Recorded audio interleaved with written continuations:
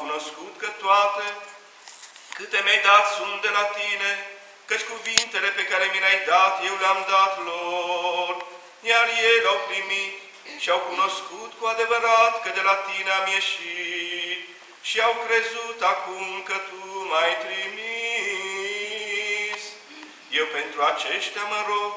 nu pentru lume mă rog, ci pentru cei pe care mi-ai dat, că ei sunt ai tăi și toate ale mele sunt ale tale și ale tale sunt ale mele și mi-am prea slăvit întru ei.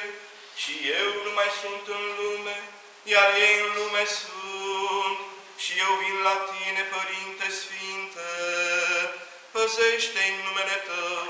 pe cei pe care mi-ai dat, ca să fie una precum suntem noi. Când eram cu ei în lume, lumină,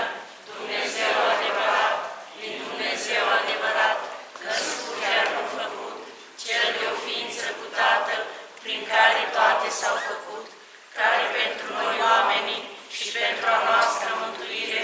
s-a pogorât din ceruri și s-a întrupat de la Duhul Sfânt și din Maria Fecioară și s-a făcut om și s-a răstignit pentru noi în zilele lui Ponțiu Pilat și a pătimit și s-a îngropat și a înviat a treia zi după Scriptură și s-a înălțat la ceruri și șade de dreapta Tatălui și iarăși va să vină cu slavă să judece vii și morții, a cărei împărăție nu va avea sfârșit, și într-un Duhul Sfânt, Domnul de viață Făcătorul, care din Tatăl procede, cel ce împreună cu Tatăl și cu Fiul este închinat și slăvit, care a iubit pe proroci, într-una sfântă, săvălucească și apostolească biserică, mărturisesc cu botez spre iertarea păcatelor, aștept învierea morților și viața veacului ce va să fie. Amin.